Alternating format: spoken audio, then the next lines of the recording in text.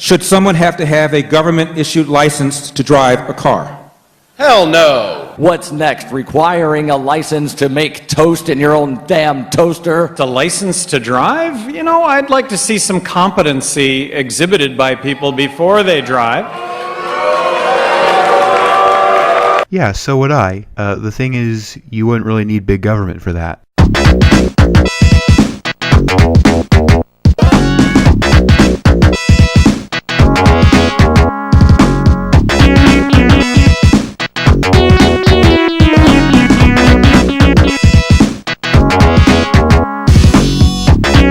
Libertarianism, America's favorite political sideshow. While they're often looked at as just a fringe group of political whack jobs who think that the road to Stalinism is paved with driver's licenses. You think libertarians are against driver's licenses? So what, privately owned roads will let whoever the hell wants to drive on them?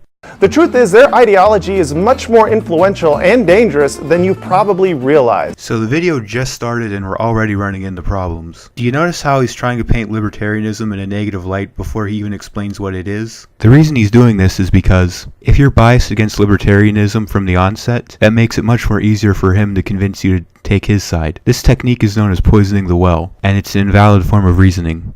Because libertarianism isn't so much a political philosophy as it is a religious ideology where the Lord and Savior is pure, unadulterated capitalism. I imagine this guy heard libertarians compare authority to religion before and wanted to beat us to the punch. Problem is, I don't think he's taken into account why we argue that authoritarianism is like a religion. See, all libertarian views, whether it's free market capitalism or individual rights, are based on careful reasoning and argumentation, objective logic, self-ownership, non-aggression principle, things like that. Authoritarianism, on the other hand, doesn't seem to have any sort of underlying logic to it. It seems to be whatever's convenient for my agenda personally. Authoritarian viewpoints seem to be more faith and logic-based, and that's why we feel the religion comparison is apt. Invisible hand of the free market, take the wheel. The invisible hand is simply a metaphor used to portray the effectiveness of rational self-interest in regulating the market. It's not something libertarians actually believe exists, and certainly not something we worship.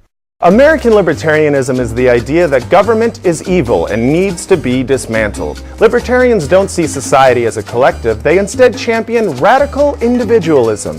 They see the free market as a force for absolute good and government as solely a corrupting force.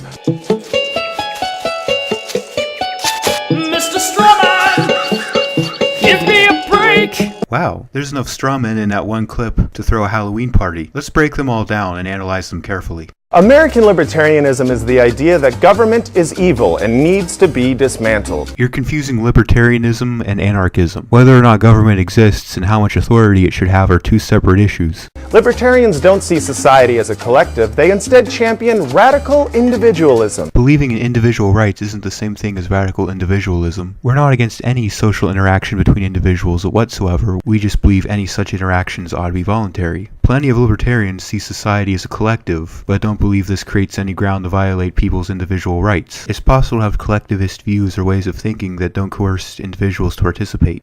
They see the free market as a force for absolute good and government as solely a corrupting force. Nor do we see the free market as being absolutely perfect or government as completely evil. These are both imperfect systems created by imperfect humans to address problems brought about by living in an imperfect world. The reason we tend to trust the free market over government is because the free market is better able to account for its imperfections. A perfect utopian system simply isn't possible. It's not a question of which system is perfect, it's a question of, given the alternatives, which system has a tendency to produce the optimal outcome. One of the primary ways they express these beliefs is by shrieking about taxes constantly. Taxation is theft. Taxation is theft. Taxation, quite frankly, is theft or armed robbery or extortion. Yup, taxes are just like robbery, except instead of taking your television away, they take your trash away, which is nice.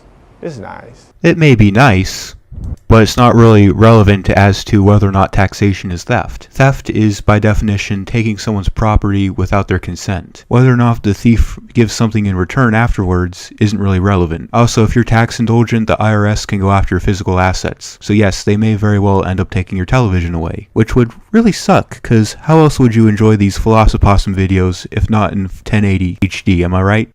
Sure, paying taxes doesn't feel good, but once you factor in all the bridges and schools and firefighters and roads and whatnot, And endless wars and victimless crimes and prisons. Interesting how authoritarians only ever seem to point out the good things tax money is used for.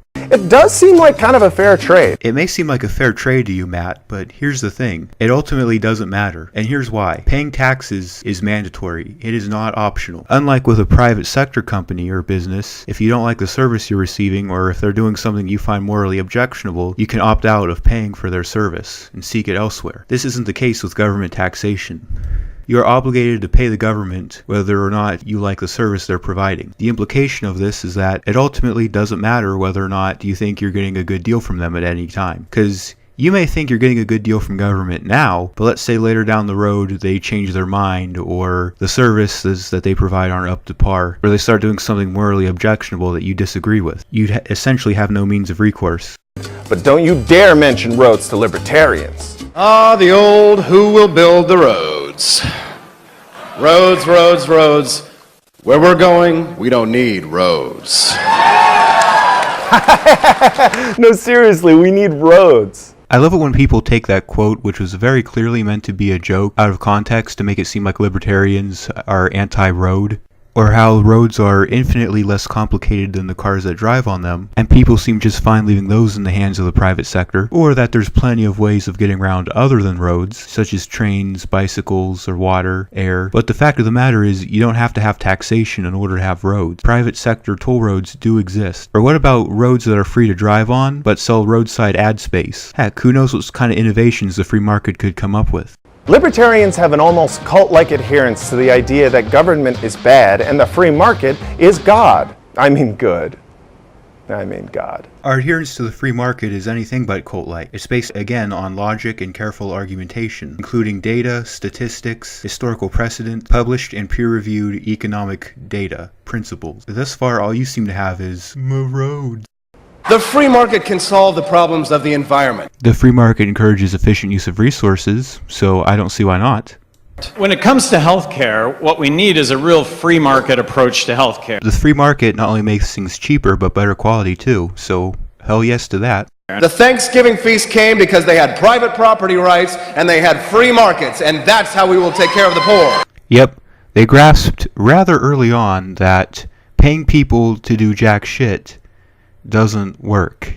And lo, the burning bush said unto Moses, don't worry about paying taxes, my dude, for the invisible hand of the free market will take care of everything. Actually, the burning bush said, if you give a certain group of assholes the freedom to do whatever the hell they want, boss people around, spend as much money as they want, good things will happen. That shit will turn out peachy keen A-OK. And yea, the bush soon became a forest fire and burned down Moses' village because there were no taxes and thus no firefighters. You do realize that a majority of fire departments are both staffed and funded, mostly voluntarily.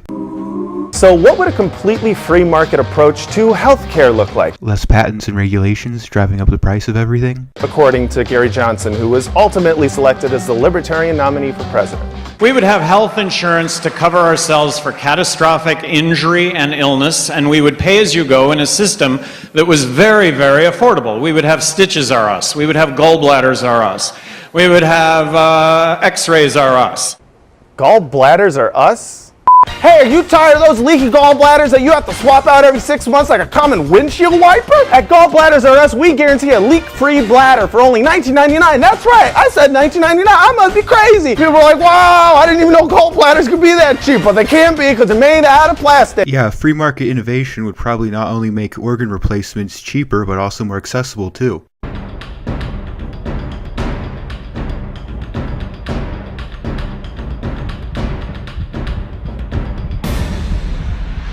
My name is Gabor Forgács. In the future, we'll be able to harness nature's ability to form organs and build our own. Dr. Forgács and his lab are pioneering a radical way of building new internal organs. They're creating the organs cell by cell, literally printing copies of the original organs nature gave us. We also got dogs! I bet you don't got possums though. Got you beat there, buddy. Okay, but what about poor people or old people who can't afford organs from gallbladders or us? Like, how would libertarians help them? How many people in here, and I actually do want a show of hands, love grandmas? How many of you would donate money to feed grandmas? I do not see a single person that did not raise their hand. That's how you fund Social Security, Medicaid, and Medicare. And as for grandpas, f*** them. This guy's so bad I can't tell his jokes from his actual arguments. There's a kind of charming faith-based optimism when it comes to the way that libertarians view private enterprise and human nature. Scary and delusional, but charming. Could you please explain to me exactly what it is that's scary and delusional about people voluntarily interacting and doing business with each other on their own volition? Furthermore, can you also explain to me what's not scary and delusional about certain individuals having the right to coerce others to interact and do business with them on their terms? Just listen to Libertarian candidate John McAfee's reasoning when explaining why we don't need government-funded social programs because we can rely on each other. Well, the data shows that charitable spending is actually higher in countries where the economy is more free. That is, places with our lower taxes, less regulations. Unemployment and poverty tend to stymie or even get worse in places where there's a lot of government support programs. So as it turns out, according to the data, things are much better when we rely on each other than if we were to rely on government. None of us are going to pass a child drowning in a river, even if we're dressed in a tuxedo heading to our wedding. Libertarianism is not heartlessness. It's the opening of the heart to your neighbor. Oh, speaking of neighbors, true story, John McAfee was wanted by police in Belize in connection to the murder of his neighbor, so. That's a personal attack and has absolutely nothing to do with what he's arguing. He's sweet. The idea that we don't need laws because people will do the right thing anyway. People will do whatever the hell they want, with or without laws. And besides, libertarians don't want to get rid of all laws, we just want to make them more reasonable. Instead of banning everything under the sun, how about a simple, intuitive, easy to understand code that outlines some basic things, such as, the non-aggression principle. That's why libertarians advocate for the non-aggression principle. We believe that it's not only more fair, but also more intuitive and easy to understand than the current jurisprudence. Or that we don't need taxes because people will fund important things anyway. Well, if they're important, and I mean actually important, not just what you subjectively consider to be important, then I have a feeling people will definitely fund those with or without taxation. Or the idea that we don't need regulations because companies will be ethical anyway. Regulators. We regulate any stealing of his property. We're damn good, too. We don't think that companies will behave ethically absent regulation. We just think we can do a better job at regulating them as consumers than government can. None of that is born out of any statistics, historical precedent, or any other evidence of any kind. It's the same kind of faith-based thinking as Santa is real or Ted Cruz is human and not just someone wearing a Bat Boy mask that got melted in a microwave. Or that daddy government can solve all our problems by taking more money from the greedy witch people. While libertarians might be anti-driver's license, anti-Medicare, and anti-public roads, the flip side of being so rigidly anti-government is that they also end up being anti-NSA, anti-interventionist, and anti-drug laws, which appeals to people on the other side of the political spectrum. In fact, the common elevator pitch for libertarianism is that while fiscally conservative, they're also socially liberal. This is probably the only somewhat valid point that this guy makes. Yeah, you see, since our only rule is everything has to be voluntary, libertarianism is actually pretty open for compatibility with other political ideologies. I think we're the only political ideology that has members on both the left and the right, and libertarian candidates usually do get about 50-50% support from both Democrats and Republicans. I believe in a world where gay married couples can protect their marijuana fields with fully automatic machine guns, baby. Oh yeah. Yay! Wait, hold on, why do we need machine guns if weed is legal? Oh, it's the world's more dangerous? Libertarian world's more dangerous. It's more dangerous. Because the bad guys are going to get the machine guns anyways, so the good guys to stop them might as well have them too. But the socially liberal side of libertarianism is less about a belief in civil rights being law and more that civil rights are less important than property rights. That's because property rights can objectively be proven to exist, while civil rights are an artificial construct created by the state to try and throw the private sector under the bus for problems they're largely responsible for. Listen to Libertarian darling Senator Rand Paul explain his thoughts on the 1964 Civil Rights Act. What a lot of people don't realize about the Civil Rights Act is that it was actually primarily intended to address government discrimination, as in stuff like Jim Crow laws. It's true that stipulations were later added to address private sector discrimination, but this wasn't its main objective. I like the Civil Rights Act in the sense that it ended discrimination in all public domains, and I'm all in favor of that. But you had to ask me the but. I don't like the idea of telling private business owners. I abhor racism. I think it's a bad business decision to ever exclude anybody from your restaurant. Well, you're damn right it is. I mean, you're practically handing business to your competition. But at the same time, I do believe in private ownership. Wow, I abhor racism, but... Well, yeah, we believe in freedom of association. And unfortunately, when you believe in freedoms or rights, one of the implications of that is that sometimes people are going to use those freedoms or rights in ways you disagree with. I don't think it's fair to force anyone to associate with anyone else against their will. Now, to be consistent, unfortunately, that does mean I have to believe that people have the right to discriminate on bases such as gender, race, color, etc. However, that doesn't mean there's nothing we can do about these things. As I've mentioned before, the free market already punishes racism and discrimination. Don't serve blacks or gays, you don't make money from blacks or gays. It's that simple. That should definitely be the new libertarian slogan. Libertarianism. I abhor racism. He's trying to accuse us of being inconsistent here, but it's the authoritarian mindset that rights should only extend as far as my convenience that's actually inconsistent. And this isn't just Rand Paul. Libertarians often deflect on questions of civil rights. Well, I'm not. I'll say it right here and openly. Freedom of association protects certain forms of racism, unfortunately. But here's the implication of that, however. Here's the upshot. The same free association that protects their racism also protects your right to counter their racism. Here's what I mean by that. Suppose you find out that a certain business, group, or organization is employing discriminatory practices. While their right to free association means they can do this, it also means you don't have to support it. You don't have to do business with them. And if the group or individuals that they're discriminating against is large enough, there's a good chance there'll be a significant amount of leverage to pressure them out of it. So just like any other problem authoritarians attempt to address, the solution isn't less freedom, but more freedom. Mr. McAfee, would you have voted in favor of the 1964 Civil Rights Act had you been in the Senate? As many of you know, my wife is black, and having spent 3.5 years living 24 hours a day with her, I can assure you that legislation in no way ended discrimination. Certainly not in my home. I have my own whites-only bathroom.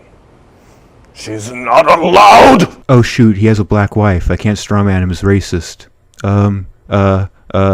Quick, cover with a crappy joke.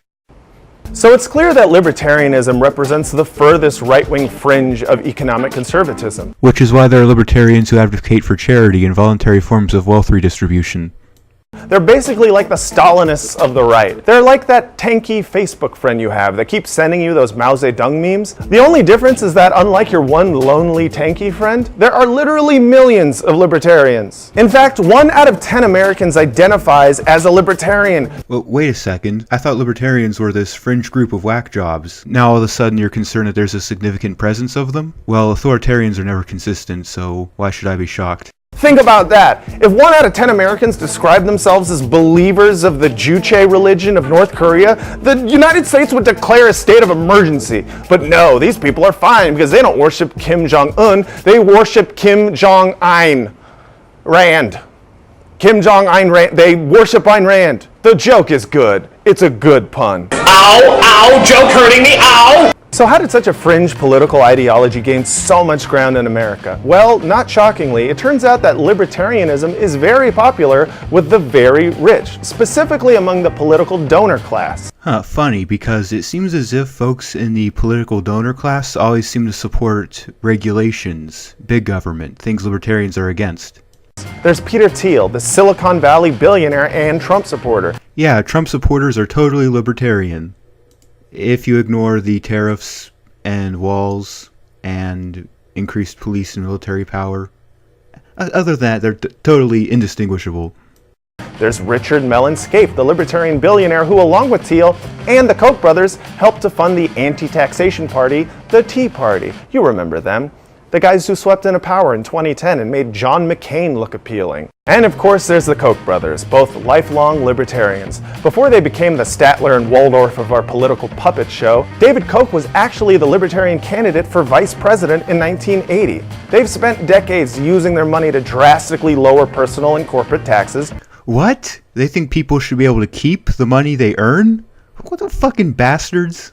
Cut social services for the needy, and then go on to donate millions to charity, because unlike you, they're actually concerned about the poor and are willing to take action upon themselves. And end government oversight of industry, especially environmental regulation. Yeah, because everyone knows the government in charge of the biggest fuel-guzzling military on the planet should also be in charge of protecting the environment.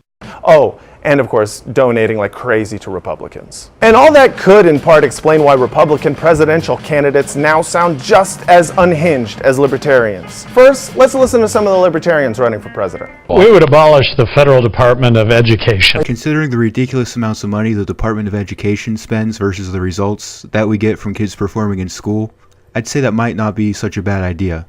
So you would have no EPA? Pardon? You would have no environmental protection agency. Absolutely. The EPA regularly does much more damage to the environment than any private sector company ever could.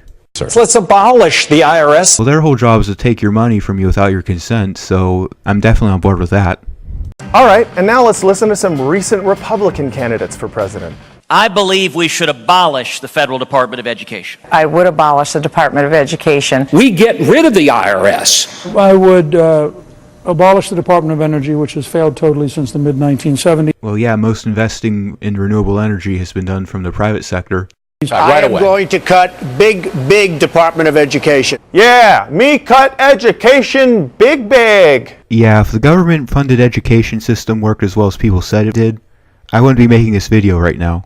While Trump has yet to actually abolish any departments, he has appointed Betsy DeVos, an anti-public school billionaire, and Scott Pruitt, a climate change denier who constantly sued the EPA as Attorney General, to head them, which is essentially like putting a time bomb in both departments. Or perhaps he realizes that the big authoritarian approach to solving these problems has not been working, and that a more libertarian-minded approach may be what's in order, hence his reason for appointing these people. And while Republicans aren't asking us to donate to some sort of voluntary grandma fund, Republican plans for social programs include work requirements for Medicaid. They don't think people should be entitled to shit because they exist? Those fiends. Cutting Social Security. Social Security is literally a Ponzi scheme. And privatizing Medicare. Considering the government couldn't even get the website to work, that may very well be a good decision. Which is like meeting libertarians in the middle of the libertarian platform. Side note, why does their logo look like a sewer lid? Oh, well that's easy. You see, what sewers do is they get rid of the shit. They take shit and they move it away so that people can stay clean. Authoritarians, on the other hand, they seem to like to retain the shit, to hold on to it. They like indulging in that shit. So if authoritarian platform had a logo, it would probably be an outhouse or a diaper. These libertarian free market ideals are even catching on in liberal Silicon Valley. And that's because many of the billionaires at the top of the food chain are self-described libertarians like Thiel or Elon Musk and former Uber CEO Travis Kalanick. The reason the tech industry tends to lean libertarian is because it's an industry that's largely self-made, self-regulated, and you find nifty ways to bypass government, such as Bitcoin or VPNs. Libertarians have formed a symbiotic relationship with liberal tech companies because they offer capitalist solutions to problems that are largely caused by capitalism. Rather ironic, given that 90% of what government does is attempting to solve problems that it caused. By the way, can I get a source on that claim that all these problems are caused by capitalism? Because history largely shows that capitalism solves way more problems than it causes. The model of the future is Uber. It's Uber everything. It's Uber accountant, it's Uber doctor, it's Uber electrician, it's Uber plumber. That sounds pretty cool, actually. Like, instead of having to book an appointment and wait a long time in advance, you can just push a button on your phone, get a doctor, plumber, whatever, as soon as you need it. Does anyone else think that sounds suspiciously similar to the Gallbladders R Us plan? I'm pretty sure Gary Johnson just has one plan. Well, that's the nice thing about capitalism. There's never just one plan. You're free to try different plans that you feel may work given the circumstances. If you think his ideas are flawed or won't work, you're free to try something different. Give us an idea. What do you think would be a better way of doing it? The libertarian ideology has been pulling mainstream politics to the right for decades now. This belief that the free market is God is now so deeply embedded in our politics that liberals, who define themselves as being against racism, sexism, and classism, now completely ignore the role of capitalism in creating racism, sexism, and classism. Yeah, sure, and none of you guys ever ignore the role of government in creating those things. Also, still waiting on the source that shows that capitalism does actually cause those things. When you ignore the effects of someone's economic beliefs that lead to discriminatory practices because that person says they're socially liberal, you end up looking at people like Rand Paul and going, he's basically Malcolm X. I mean, he's fiscally conservative, but socially Malcolm X. Yep, the non-aggression principle does not discriminate. Young, old, male, female, white, black, gay, straight. The use of force and coercion against you is illegitimate, and you have a right to the property that you earn. And while libertarian ideology made the Democratic Party more corporatist, it's made the Republican Party into Ayn Rand's wet dream. Hey, you realize there are libertarian philosophers other than Ayn Rand? Like John Locke, Immanuel Kant, Robert Nozick, Murray Rothbard, Lysander Spooner. Heck, you even go as far back as Epicurus and Lao Tzu. Look, I'm not saying that the Republican Party has gone full libertarian, okay? So before someone from Reason Magazine sees this and has a actually stroke, please just relax, take a breath, rub your copy of Atlas Shrugged, and squeeze your Milton Friedman Dakimakura body pillow. America will never go full libertarian because going full libertarian isn't what libertarian billionaires are shooting for. So before you were concerned that libertarian candidates have too much influence, now you're arguing that they aren't even libertarian, which kind of shoots your whole video in the foot, considering you've only really discussed the platform of those candidates. Yeah, that probably wasn't a brilliant move.